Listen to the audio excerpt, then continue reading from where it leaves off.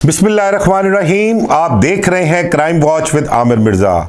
दोस्तों, आजकल social media पर जो इशू चल रहा है वो ट्रक्का वाला ख़ानदान और भट्ट बरादरान के दरमियान जो दुश्मनी है उसमें जो डेवलपमेंट हुई है, तीफ़ी भट्ट की दुबई में गिरफ़्तारी हुई है, उस हवाले से सोशल मीडिया पर एक यही इशू दिखाई दे रहा है। हर जर्नलिस्ट, हर व्लॉगर जो है वो इसी इशू के ऊपर अपने व्लॉग भी कर रहा है, अपनी अपनी इंफॉर्मेशन जो है वो भी पास कर रहे हैं।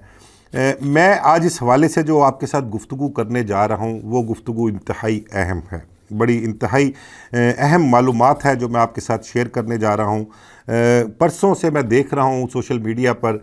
दुबई में तीफ़ी भट्ट की गिरफ़्तारी के हवाले से जो जो इन्फॉर्मेशन दी जा रही है उस हवाले से कहा जा रहा है कि तीफ़ी भट्ट का लंदन का वीज़ा एक्सपायर हो गया था, वो वीज़ा रिन्यू करवाने के लिए आए हुए थे और किस तरह से गिरफ़्तारी हुई कि गुजरांवाले के कोई दो इश्तिहारी थे, उनकी इन्फॉर्मेशन थी जो जिस पर खालिद वरिया जो हैं हमारे इंस्पेक्टर जो बतौर डीएसपी काम कर रहे हैं यहाँ पर सीसीडी में, उनकी इन्फॉर्मेशन पर वो गए और अन्य हाथ बटेरा आ गया। वहाँ पर जब रेड किया तो उस रेड के दौरान तीफ़ी भट्ट भी काबू आ गए। तो ये सारी इन्फॉर्मेशन जो है मैं देख रहा था, हर कोई अपनी अपनी मालूमात के मुताबिक, ज़ाहिरी बात है हर किसी के अपने सोर्सेज हैं, जिसको जहाँ से जो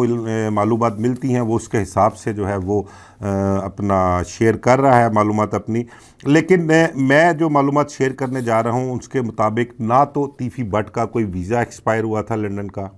और ना ही खालिद वरिया जो डीएसपी के तौर पे काम कर रहे हैं सीसीडी के लिए, वो किसी गुजरांवाले के इश्तिहारियों के लिए वहाँ पर रेड पर गए थे। ये बड़ा क्लियर मैं आपको बता दूं कि तीफ़ी भट्ट की ही इंफॉर्मेशन पर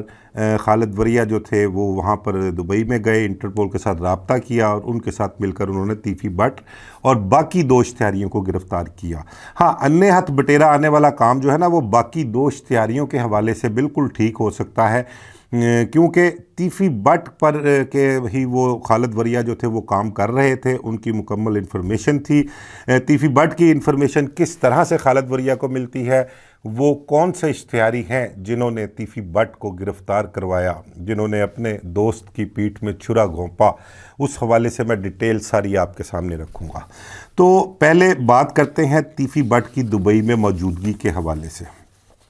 यही कहा जा रहा है सोशल मीडिया पर, तमाम व्लॉगर्स जो हैं वो और प्लस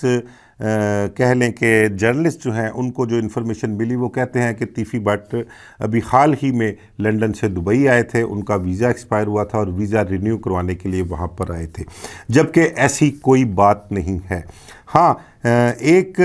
आदम जर्नलिस्ट है जिसका मैंने व्लॉग सुना और उन्होंने इन्फॉर्मेशन इसमें जो दी है वो काफ़ी हद तक ठीक भी थी।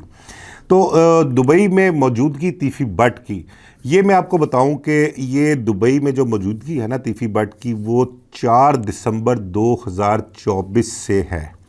2024 दिसंबर की 4 तारीख में भी शायद मैं कुछ डेट के हवाले से कोई थोड़ा सा शायद मिस्टेक कर जाऊं, लेकिन दिसंबर का महीना कन्फर्म है। दिसंबर के महीने में तीफ़ी भट्ट लंदन से दुबई आए थे और दुबई आने की जो वजह थी वो भी मैं आपके साथ बयान कर देता हूँ। हमारे इस्लामाबाद के एक बहुत ही बाअसर, बहुत बड़े नामवर एक जर्नलिस्ट हैं, सहाफ़ी हैं, उनका तीफ़ी भट्ट के साथ बहुत अच्छा ताल्लुक़ है। उन्होंने अपना असर व रसूख़ इस्तेमाल करते हुए 2024 में तीफ़ी भट्ट के जो रेड नोटिस जारी हुए थे पाकिस्तान की हुकूमत की जानिब से, वो रेड नोटिस कैंसिल करवा दिए थे। रेड नोटिस के बारे में अगर मैं आपको बताऊं तो ये यहाँ पर जो हमारे मुकदमात दर्ज होते हैं, इंतहाई ख़तरनाक नौइयत के हीनियस क्राइम जिसको कह लें कि उसके जो मुकदमात दर्ज होते हैं और उन मुकदमात के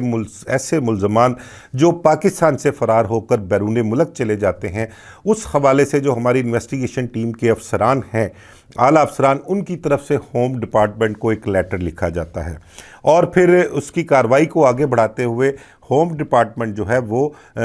एनसीबी नेशनल सेंट्रल ब्यूरो का ऑफिस है इस्लामाबाद में, उनको आगे फॉरवर्ड करते हैं, उनको लिखते हैं रेड नोटिस के हवाले से। और फिर एनसीबी जो है उस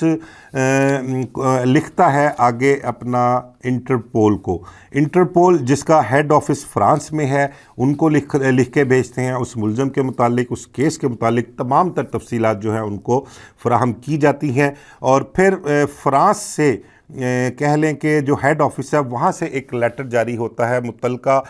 मुल्क जहाँ पर वो मुलज़म, इश्तिहारी मुलज़म जो मतलूबा होता है पाकिस्तान की हुकूमत को, वो फिर वहाँ पर उस मुल्क में जो मौजूद इंटरपोल के लोग हैं उनके साथ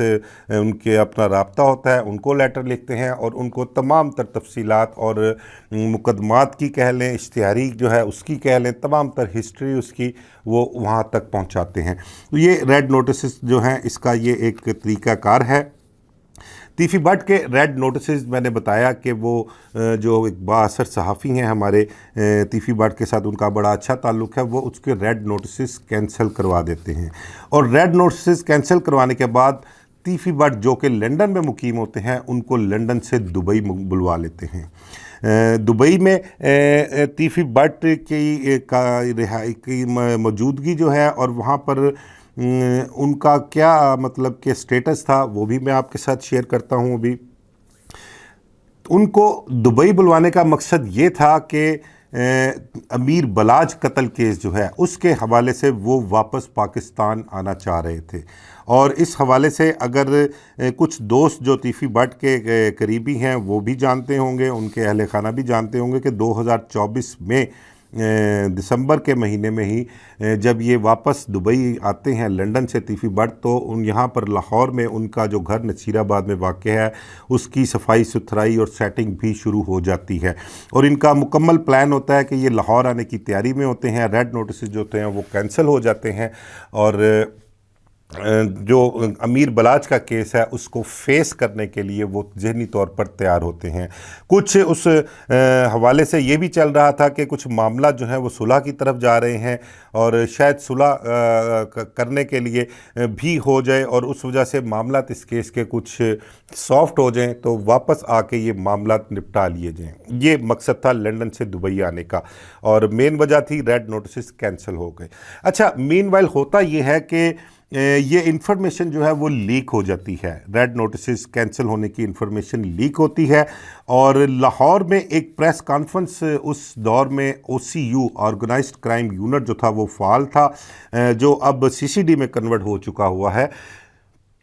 DIG OCU इमरान किश्वर साहब, उनकी एक प्रेस कॉन्फ्रेंस होती है और उस प्रेस कॉन्फ्रेंस के दौरान एक जर्नलिस्ट गालबन मेरा ख्याल मिर्ज़ा रमज़ान बेग, सुनो TV के वो जर्नलिस्ट हैं, रिपोर्टर हैं, क्राइम रिपोर्टर हैं, वो एक क्वेश्चन पुटअप करते हैं उनसे अमीर बलाज के केस के हवाले से। और वो उनसे पूछा जाता है उस प्रेस कॉन्फ्रेंस में कि तीफी भट्ट के जो रेड नोटिस जारी हुए थे वो कैंसिल हो चुके हुए हैं। तो ये सवाल सुनकर पुलिस अफसरान जो है वो हैरान भी हो गए थे और परेशान भी थे कि ये किस तरह से हो सकता है कि रेड नोटिस कैंसिल हो गए हों। तो उन्होंने कहा कि नहीं, ऐसी कोई बात नहीं है, रेड नोटिस जो हैं वो बरकरार हैं। तो उस प्रेस कॉन्फ्रेंस के बाद फिर फौरी तौर पर जब चेक किया जाता है, पता करवाया जाता है, तो वाकई में रेड नोटिस जो हैं वो कैंसिल हो चुके होते हैं। ये इन्फॉर्मेशन लीक होती है और यहाँ पर जब पुलिस को पता लगता है तो फिर वो भाग दौड़ करते हैं और फौरी तौर पर इस्लामाबाद से उन रेड नोटिस को दोबारा जारी करवाया जाता है। अब जब रेड नोटिस दोबारा जारी हो जाते हैं तो तीफी भट्ट जो दुबई में उस वक्त उनकी मौजूदगी होती है, उनके लिए ट्रैवल करना जो है वो नामुमकिन हो जाता है।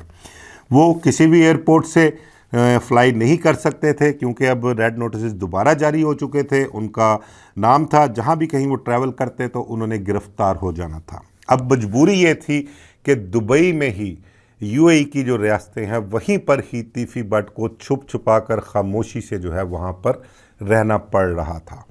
अब इसके मुतल्लिक आपको एक और चीज़ बड़ी क्लियर बताऊं कि ट्रक्कावाला ख़ानदान समेत पुलिस अफसरान जितने भी हैं उन सब को इस चीज़ का बिल्कुल इल्म नहीं था कि तीफी भट्ट दिसंबर 2024 से दुबई में ही मुकीम है। और वहीं पर रहकर अपना वक्त जो है वो गुजार रहा है। लोगों को यही था, कुछ कहते थे कि जी कभी ऑस्ट्रेलिया चला गया, कुछ कहते थे कनाडा में है, कुछ कहते थे कि लंदन में है, लेकिन ज़्यादातर अफसरान और मुखालफिन को जो था वो ये था कि तीफी बट जो है वो लंदन में मुकीम है और लंदन में ही उसकी मौजूदगी है। अब आते हैं जो इस तरफ के तीफी बट की जो गिरफ्तारी है वो किस तरह से अमल में आई। उससे पहले मैं आपको ये बताऊं कि पिछले महीने की कोई 17-18 तारीख से तीफी बट जो थे वो अपने किसी मर्ज़ की वजह से कोई इन्फेक्शन एक उनको हो गया था, तो वो अबू धाबी में अपना इलाज मुआलजा भी करवा रहे थे। उनको इन्फेक्शन की घर से डॉक्टर के पास आना जाना भी था उनका अबू धाबी में, वहाँ पर इलाज भी चल रहा था उनका, और वो वहाँ पर खामोशी से कह लें, छुप छुपा कर कह लें, वहाँ पर रह रहे थे। इंस्पेक्टर खालिद वरिया, ये गुजरांवाला के एक इंस्पेक्टर हैं और आजकल बतौर डीएसपी इनको चार्ज दिया गया है, ये काम कर रहे हैं। इनकी वर्किंग जो है वो बैरून मुल्क जो इश्तिहारी यहाँ से फ़रार होकर गए हुए हैं, मुख्तलिफ ममालिक में मौजूद हैं, इनकी वर्किंग जो है उस पर बड़ी ग्रिप है, ये इनका बड़ा काम है उस पर, और बड़ी बारीक बीनी से ये जो हैं उनके इश्तिहारियों के मामलात को देख रहे हैं। बल्कि 100 से ज़ायद ऐसे इश्तिहारी ख़तरनाक केसेस में जो बैरून मुल्क मुकीम थे उनको ये वहाँ से वापस भी लेकर आए हैं। इंटरपोल के साथ राब्ते में हैं और ये उन इश्तिहारियों के ख़िलाफ़ वर्किंग करते हैं, उनकी ट्रैकी लेते हैं, उनकी इंफॉर्मेशन लेते हैं और उनको फिर बाकायदा एक प्रोसेस के तहत वहाँ से वापस लेकर आते हैं। अब आजकल इनके मुतल्लिक पता लगा है कि ये लाहौर में ही काम कर रहे हैं और पिछले कई हफ्तों से कह लें कि ये तीफी बट यानी अमीर बलाच का जो कत्ल केस है उस पर ये काम कर रहे थे। कुछ इश्तिहारी हैं युगांडा में उनके मुकीम हैं और वहाँ की उन्होंने कहते हैं कि नेशनलिटी ले चुकी है। जो मेरे ज़राए का कहना है, ताल्लुक़ उन इश्तिहारियों का लाहौर से बताया गया है और उन इश्तिहारियों का ताल्लुक़ तकरीबन कोई एक साल से कुछ थोड़ा अर्सा ज़्यादा हुआ है, उनका ताल्लुक़ तीफी बट के साथ बना था। ये ऐसा मेरे ज़राए का कहना है और ज़राए मेरे बड़े कन्फर्म हैं। उनका कहना है कि तीफी बट की एक साल के दौरान उन इश्तिहारियों के साथ जो युगांडा में मुकीम हैं, वहाँ के नेशनल हैं, वो नेशनलिटी उन्होंने ले रखी है, उनके साथ बहुत ही ज़्यादा कुर्बत हो चुकी हुई थी, दोस्ती बहुत ज़्यादा उनके साथ बढ़ चुकी हुई थी और वो एक दूसरे पर ट्रस्ट भी किया करते थे। तो ज़राए का ये कहना है कि जो खालिद वरिया हैं इंस्पेक्टर, वो जो लाहौर में आजकल वर्किंग कर रहे थे और अमीर बलाच के केस पर वर्किंग कर रहे थे, वो उन युगांडा में मुकीम इश्तिहारियों के पीछे थे और इस हवाले से उनका राब्ता, उनका कनेक्शन जब उनसे बनता है उन इश्तिहारियों से, और वो उन इश्तिहारियों को ये भी था कि ये इंस्पेक्टर वरिया जो है हमें युगांडा से वापस पाकिस्तान ला सकता है, जो भी प्रोसेस है कानूनी तरीक़ाकार है उसके ज़रिए। उनको अपनी गिरफ़्तारी का अपना भी खौफ था और जो मेरी इत्तला है उसके मुताबिक उन इश्तिहारियों ने अपनी जान बख्शी करवाने के लिए या अपनी माफ़ी लेने के इवज़ जो है उन्होंने ये एक कड़वा घूंट कह लें या एक दोस्त की पीठ में छुरा जो है वो घोंपने के मुतरादिफ है ये अमल। उन्होंने तीफी बट की जो है इंफॉर्मेशन वो खालिद वरिया को दी और खालिद वरिया को बताया कि तीफी बट लंदन में नहीं बल्कि दुबई में मुकीम है और पिछले कोई 10 माह से जो है ना वो 11 माह से वहाँ पर मुकीम है और जिस शहर में अपना रिहाइश रखी हुई थी उसका नाम अजमान बताया गया है। तीफी बट वहाँ पर रिहाइश पजीर थे और बहुत ही महदूद उनकी जो थी अपना नकलो हरकत थी और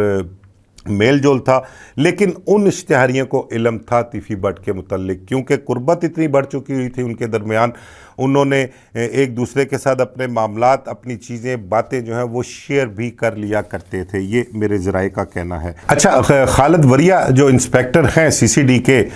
जो इश्तिहारियों के मुतल्लिक जो है वो बड़ी महारत रखते हैं और जो बैरून मुल्क मुकीम हैं उनकी गिरफ़्तारियों के हवाले से बड़ी वर्किंग है उनकी। उन्होंने अपने अफसरान से ज़िक्र किया, शेयर किया कि जी तीफी बट दुबई में मुकीम है। पहले तो अफसरान ने उनकी बात को माना नहीं, वो इस चीज़ पर ही ज़ोर देते रहे कि तीफी बट दुबई में मुकीम नहीं है बल्कि वो लंदन में मुकीम है, लंदन में रह रहा है वो आजकल। लेकिन उन्होंने जब इंफॉर्मेशन सारी अपने अफसरान के साथ शेयर की तो फिर जब पेट इंफॉर्मेशन आती है तीफी बट के मुतल्लिक, और इन्फॉर्मेशन वो क्या थी कि वो भी मैं आपके साथ शेयर करता हूँ। पहले तो ये कि अजमान में तीफी बट की रिहाइश थी, वहाँ पर रिहाइश रखी हुई थी उन्होंने। और दूसरा वहाँ पर दुबई में एक फ़िश राउंड अबाउट है, फ़िश राउंड अबाउट, उसके पास एक होटल है, होटल का नाम है नोवो। वहाँ पर एक दावत रखवाई गई प्री प्लान, और उस दावत में तीफी बट जो थे वहाँ पर उनकी मौजूदगी को श्योर किया गया, और उसके बाद इंस्पेक्टर खालिद वरिया को इन्फॉर्मेशन पास की गई,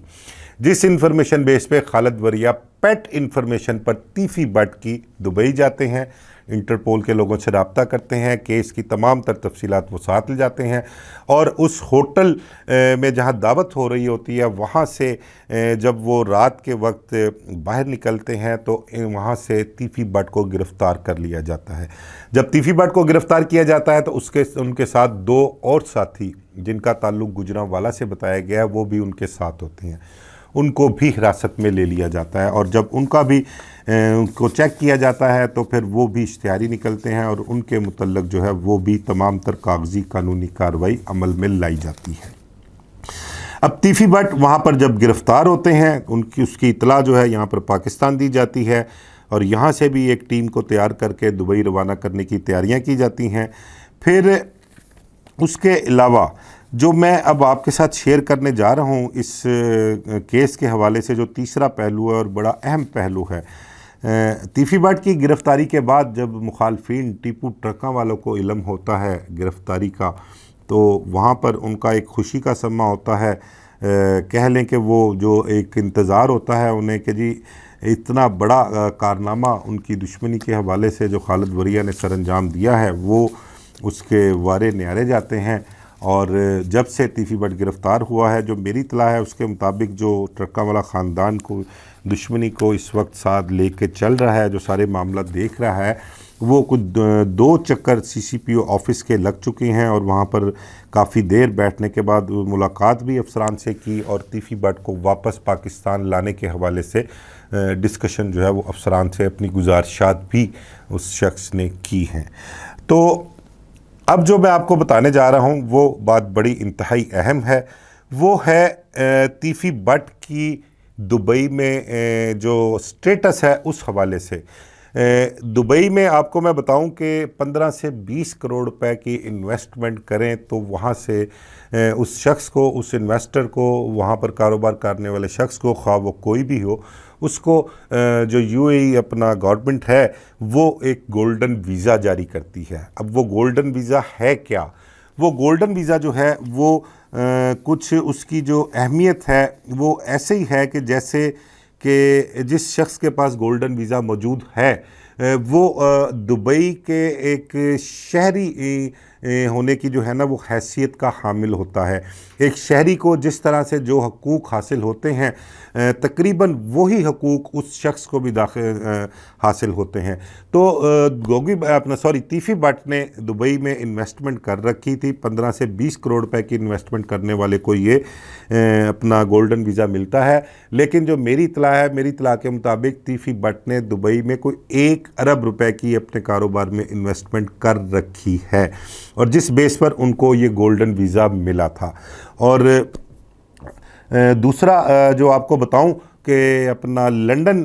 वीज़े के हवाले से जो चल रहा था कि जी लंदन का वीज़ा एक्सपायर हो गया और उसके लिए रिन्यू के लिए यहाँ पर आए थे, ऐसी कोई बात नहीं है। लंदन का वीज़ा जो है उसकी भी अभी तक जो मेरी इतलात हैं उसकी मियाद जो है लंदन वीज़े की तीफी बट के, उसकी मियाद अभी तक तकरीबन कोई 3-1 साल की मियाद है। वो अभी वैलिड है 3 साल तक वीज़ा लंदन का, वो एक्सपायर नहीं हुआ। तो ये सोशल मीडिया पर जो कुछ चल रहा है ये बस जिसको जहाँ से जो इतला मिली वो उसके हिसाब से ये मामला जो है अपना शेयर कर रहे हैं। तो गोल्डन वीज़ा तीफी बट के पास मौजूद है, तीफी बट के जो बेटे हैं उनके पास भी मौजूद है, और जो दीगर फैमिली मेम्बरान जो दुबई में हैं उनके पास ये सहूलत हासिल है। और ये दुबई का शहरी होने की हैसियत से जो इनको तमाम तर वो हकूक़ हासिल हैं जो दुबई के अपने शहरी को हासिल हैं। अब तीफ़ी भट्ट की गिरफ़्तारी के बाद जो प्रोसेस है, इंटरपोल का डॉक्यूमेंट्स जितने भी हैं यहाँ से केस के हवाले से या जो भी मतलूबा कह लें कि रिक्वायरमेंट्स हैं वो पूरी कर रही है हमारी CCD भी और वो इन्वेस्टिगेशन पुलिस भी। उसके मुताबिक वहाँ पर अदालत में तीफ़ी भट्ट को पेश किया गया है और अब ये देखना है कि वहाँ पर जो एक कानूनी जंग चलनी है, एक आम बंदा वैसे जो अपना गोल्डन वीज़ा जिसके पास नहीं है उसको लाना आसान है, लेकिन जो दुबई की शहरियत का हामिल हो उसको वहाँ से लाना कोई इतना आसान नहीं है। अब देखना ये है कि मुद्दई जो हैं इस हवाले से अमीर बलाच की मैं बात कर रहा हूँ केस की, उसके जो मुद्दई हैं उस ट्रक्का वाला ख़ानदान कह लें उसको, उनकी जानिब से पुलिस की जानिब से जो है वहाँ पर अदालत में फ़ाइट की जाएगी। तीफ़ी भट्ट के वकला की जानिब से, उसकी फ़ैमिली की जानिब से अदालत में फ़ाइट की जाएगी और ये वहाँ पर एक कानूनी जंग जो है वो लड़ी जाएगी और वो कानूनी जंग जो है वही फ़ैसला करेगी कि तीफ़ी भट्ट वापस पाकिस्तान आएगा या नहीं आएगा। और ये तब डिपेंड करता है, वहाँ की जो अदालतें हैं उन पर डिपेंड करता है और ये उनका अपना इख्तियार है कि वो इस चीज़ की इजाज़त दें या ना दें कि एक उनका जो शहरी है जिसने जो वहाँ पर इन्वेस्टमेंट कर रखी है, उस हकूमत ने जो गोल्डन वीज़ा उनको दे रखा है वो अपना दर्जा उसका वही है जो एक शहरी का दर्जा है तकरीबन, और वो अपने शहरी को जो है वो वापस यानी कि इस केस के हवाले से पाकिस्तान पुलिस जो गई हुई है वहाँ पर पंजाब पुलिस उनको लेने के लिए उनके सुपुर्द करती है या नहीं। तो ये एक प्रोसेस है, इसमें ये फौरी तौर पर प्रोसेस होने वाला नहीं है। अगर तो वहाँ पर टीम तगड़ी है, कानूनी माहिरीन जो है वो इस केस को लेकर चल रहे हैं, जो वहाँ पर एक कानूनी जंग जिसका आगाज़ हो चुका हुआ है और उस कानूनी जंग में देखना ये है कि अब जीत किसकी होती है। देखना ये होगा कि जो यहाँ से हमारी टीम गई है वो किस हद तक वहाँ की अदालत को जो है वो मुतमईन कर सकती है, कन्वेंस करके तीफ़ी भट्ट की जो है वो कस्टडी लेती है। और अगर तीफ़ी भट्ट की जो कानूनी टीम है वहाँ पर जो कानूनी माहिरीन है वो अगर कामयाब हो जाते हैं अदालत को मुतमईन करने के लिए कि जी ये इस अपना हम शहरी दुबई का है, शहरी है, ये इसको गोल्डन वीज़ा अप्लाई किया गया है, इसको जो हकूक़ हासिल है उनका दिफा जो है वो बनता है और अदालत जो है इसको पाकिस्तानी पुलिस के सुपुर्द ना करे। अब ये आने वाले चंद दिनों में पता लगेगा कि ऊँट किस करवट बैठता है। तो इतना आसान ये मामला नहीं है जितना कि सोशल मीडिया पर बताया जा रहा है कि तीफ़ी भट्ट एक दिन में 2 दिन में आ जाएगा, आकर उसको पुलिस मुकाबले में मार दिया जाएगा, कुछ साथी छुड़वाने के लिए आएंगे। तो ये सब क्या सराइयाँ हैं, ये सब एक कुछ कह लें कि प्रोपेगेंडा का हिस्सा भी हो सकता है और एक ये एक वेव भी जो है वो भी बनाई जा रही है। तो इसके पीछे कौन लोग हैं, कौन नहीं है, कौन क्या चाह रहा है, ये तमाम लोग जो इन लोगों से वाबस्ता हैं, जो इस केस को जानते हैं, उनके इल्म में है, वो इस चीज़ को समझते भी हैं और परखते भी हैं कि ये मामला जो है वो किस तरह से और किस तरफ जा रहे हैं। तो अब आने वाले कुछ दिनों में देखते हैं कि ये दुबई की जो अदालतें हैं वो तीफ़ी भट्ट के हवाले से क्या फ़ैसला करती हैं। आया कि तीफ़ी भट्ट की वहाँ पर ज़मानत भी हो सकती है, ये भी ऑप्शन है कि जो इस वक्त दुबई पुलिस की हिरासत में है तीफ़ी भट्ट के जो वहाँ पर कानूनी माहिरीन हैं, वकला हैं, उनके जो दीगर फैमिली मेम्बरान हैं वहाँ पर वो श्योरिटी देते हैं तो उनकी वहाँ पर ज़मानत भी हो सकती है। ये भी एक फेवर उनको जो है वहाँ पर मिल सकती है। तो तमाम तर चीज़ें जो सोशल मीडिया पर चल रही थी वो मैंने आपके साथ शेयर की और इनमें जो जो सदाकत है, जो मेरे ज़राए ने मुझे इतला दी है, जो मालूमात दी हैं, मैं उन पर कंफर्मेशन जो है मेरी बिल्कुल 100% है और मेरी मालूमात जो है जो सोर्सेज हैं वो बिल्कुल ठीक हैं। सॉरी। अब इस आखिरी पोर्शन जो मैं आपको इस व्लॉग का आपके साथ शेयर करूंगा वो भी इंतहाई अहम है। तीफ़ी भट्ट की गिरफ्तारी की इतला जब पाकिस्तान आती है तो उसके बाद यहाँ पर बहुत से ऐसे किरदार जो हैं जो बहुत मतलब कि बढ़ चढ़ कर सामने नज़र आ रहे थे, उनको भी मैंने बताया कि अंडरग्राउंड होते हुए मैंने देखा है। वो भी बैक फुट पे चले गए हैं, उन्होंने भी अपनी नकलो हरकत कह लें, अपने राब्ते कह लें महदूद कर दिए हुए हैं और ख़ास कर अमीर बलाच कत्ल केस के एक और मरकज़ी मुलज़म गोगी भट्ट, ख्वाजा अकील उर्फ गोगी भट्ट, वो भी मंजर आम से गायब हैं।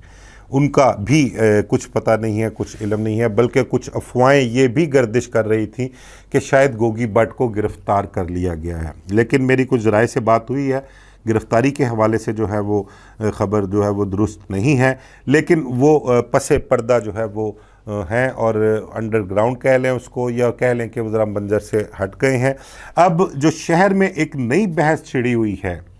वो ये बहस है कि 8 तारीख, आने वाली जो 8 तारीख है उसको गोगी भट्ट की अदालत में पेशी है अमीर बलाच के केस के हवाले से। अब देखना ये है कि गोगी भट्ट 8 तारीख को अदालत में पेश होते हैं या उनकी गैर हाज़िरी लगेगी, गैर हाज़िरी की बिना पर उनकी ज़मानत जो है वो खारिज होगी, या उनके वकला जो हैं वो कोई दाव पेच खेल कर कोई एक नई तारीख ले लेंगे। जो एक बहस चल रही है शहर में, जो एक डिस्कशन है